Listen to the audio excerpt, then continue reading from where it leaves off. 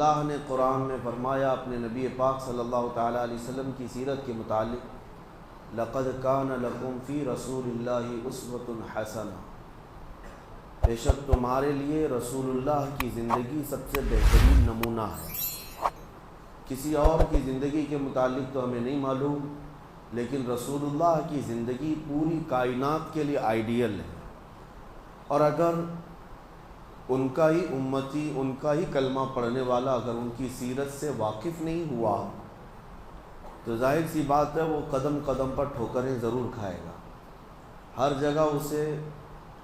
اپنی زندگی گزارنے کے طور طریقے ڈھونڈنے پڑیں گے،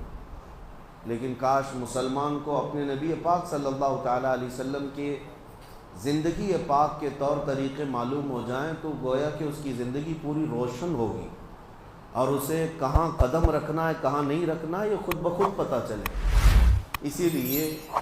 دوسروں کی ہسٹری اور دوسروں کی تاریخ معلوم کرنا تو آپ کے لیے واجب نہیں، لیکن رسول اللہ کی زندگی معلوم کرنا ہر مسلمان پر ضروری ہے۔ اللہ نے قرآن میں فرمایا ہے کہ ان کی زندگی تمہارے لیے آئیڈیل ہے، تمہارے لیے نمونہ ہے، تو لہٰذا ہم تھوڑی تھوڑی سی ہی بات صحیح حضور پاک صلی اللہ تعالیٰ علیہ وسلم کی سیرت کے کچھ گوشے ملاحظہ کریں گے،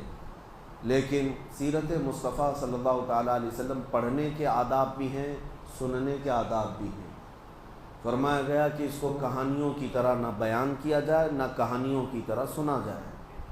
حضور کی سیرت بیان کرنا بھی عبادت ہے اور سننا بھی عبادت ہے۔ جس طرح عبادات کے لیے آدمی ہمتن گوش ہو جاتا ہے اور اپنے آپ کو معدب بنا لیتا ہے، حضور کی سیرت کا درس ہو تو آدمی کو مکمل ہمتن گوش ہو کر اس سیرت کی طرف اپنے کان لگا دینا ہے۔ سو کر کے سننا یا بے اعتنائی میں بے توجہی میں سننا سخت ناجائز ہے۔ سیرت مصطفیٰ کی بات کر رہا ہوں۔ سب سے پہلے جو بھی کتاب آپ اٹھائیں گے حضور پاک صلی اللہ علیہ وسلم کی سیرت کی، اس میں سب سے پہلے آداب لکھے ہوں گے کہ سیرت پڑھنے والا ہمیشہ وضو کے حالت میں حضور کی سیرت پڑھا کرے۔ سننے والے کے لیے بھی ہے کہ حضور کی سیرت سن رہا ہے تو ظاہری اور باطنی پاک ہو کر کے سنے، اور اس کے علاوہ جب اسے اکتاہٹ آ رہی ہو، بے چینی گھبراہٹ ہو، تو اس وقت وہ سیرت کا باب نہ پڑھے نہ سنے۔ یعنی جیسے نیند آ رہی ہو، جمائیاں لے رہا ہو اور ایک ہاتھ سے سیرت مصطفیٰ کی کتاب پڑھ رہا ہو، یہ سخت بے ادبی قرار دی گئی۔ ایسے وقت میں نہیں بلکہ مکمل ہوش و حواس کے ساتھ اور حضوری قلب کے ساتھ، دل کی حاضری کے ساتھ سیرت مصطفیٰ کو پڑھے اور سنے، کیونکہ یہ عبادت ہے، اور اس میں غنودگی آنا، نیند کا آنا، بے توجہی ہونا، یہ نبی پاک صلی اللہ تعالیٰ علیہ وسلم کی محفل کی بے ادبی ہے۔ جب وہ بندہ ذہنی طور پر حاضر ہی نہ ہو تو وہ حضور پاک صلی اللہ علیہ وسلم کی سیرت کو کیا محسوس کر سکے گا۔ اور دوسری بات آداب میں یہ بیان کیا گیا ہے، جب رسول کریم صلی اللہ تعالیٰ علیہ وسلم کی سیرت بیان ہو، یا تم کتاب میں پڑھ رہے ہو یا کہیں سن رہے ہو، تو مکمل اپنے ہوش و حواس کو یوں حاضر رکھو جیسے کہ تم خود رسول اللہ کو دیکھ رہے ہو، نبی پاک صلی اللہ تعالیٰ علیہ وسلم کو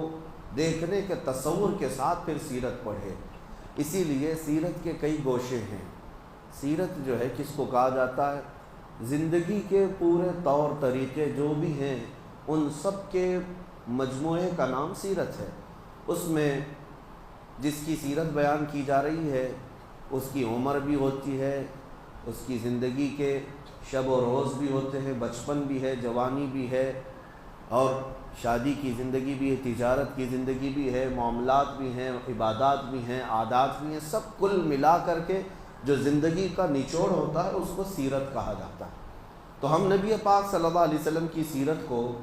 کئی گوشوں میں تقسیم کرتے ہیں۔ سب سے پہلے نبی پاک صلی اللہ تعالیٰ علیہ وسلم کی پیدا ہونے سے پہلے کے حالات کیا تھے یہ بھی جاننا ضروری ہے۔ کس علاقے میں آپ کی پیدائش ہوئی یہ بھی جاننا ضروری ہے۔ اس کا لوکیشن کس لیے چنا گیا یہ بھی جاننا ضروری ہے، کیونکہ نبی پاک صلی اللہ تعالیٰ علیہ وسلم رحمت للعالمین بن کر آ رہے ہیں پوری کائنات کے لیے۔ تو آپ کو کہاں پیدا کیا گیا، کس زمین پر آپ کو مبعوث کیا گیا، اور وہاں کے حالات کیا تھے، سیاسی حالات کیا تھے، اخلاقی حالات کیا تھے، یہ سب پہلے سے ذہن میں رہنا بہت ضروری ہے، کیونکہ اس کے بعد ان کے کاموں پر آپ کو احساس ہوگا کہ نبی پاک صلی اللہ علیہ وسلم ایسے علاقے میں پیدا ہوئے، ایسے حالات میں پیدا ہوئے، تو آپ نے کیا کیا ان حالات کا مقابلہ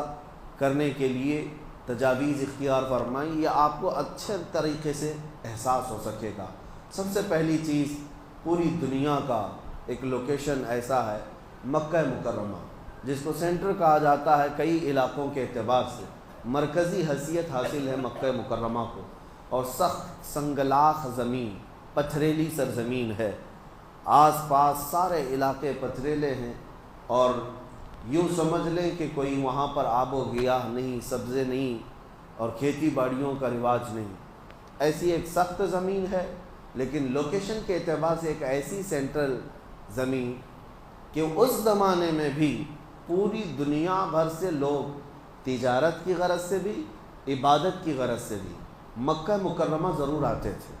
آدم علیہ السلام سے یہ طریقہ چل رہا ہے، جتنے نبی آئے ان کی امتیں وہ سب مکہ پہنچتی رہیں، حج کعبہ کے لیے یا خانہ کعبہ کے طواف کے لیے آتے رہیں، تو گویا کہ خانہ کعبہ جہاں تھا مکہ مکرمہ ایک ایسا سینٹر پوائنٹ تھا جہاں پوری دنیا کے لوگ کسی نہ کسی بہانے پہنچ جایا کرتے۔ پہلے کی امتوں کی بات بھی کر رہا ہوں، چاہے وہ یہودی ہوں، چاہے وہ عیسائی ہوں،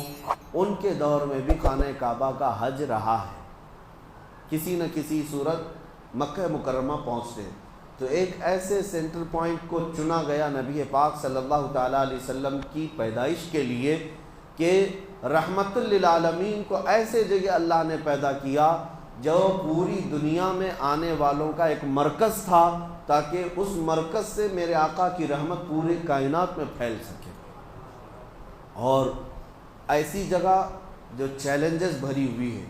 زمین بھی سخت اور لوگوں کے دل بھی سخت، پتھریلی زمین جیسی تھی ویسی لوگوں کے دل بھی سخت تھے، ایسی جگہ پر حضور پاک صلی اللہ تعالیٰ علیہ وسلم کو پیدا کیا گیا، لیکن آپ نے اپنے اخلاق کریمانہ سے مکہ کی سرزمین کو بھی نرم فرمایا اور لوگوں کے دلوں کو بھی نرم فرمایا۔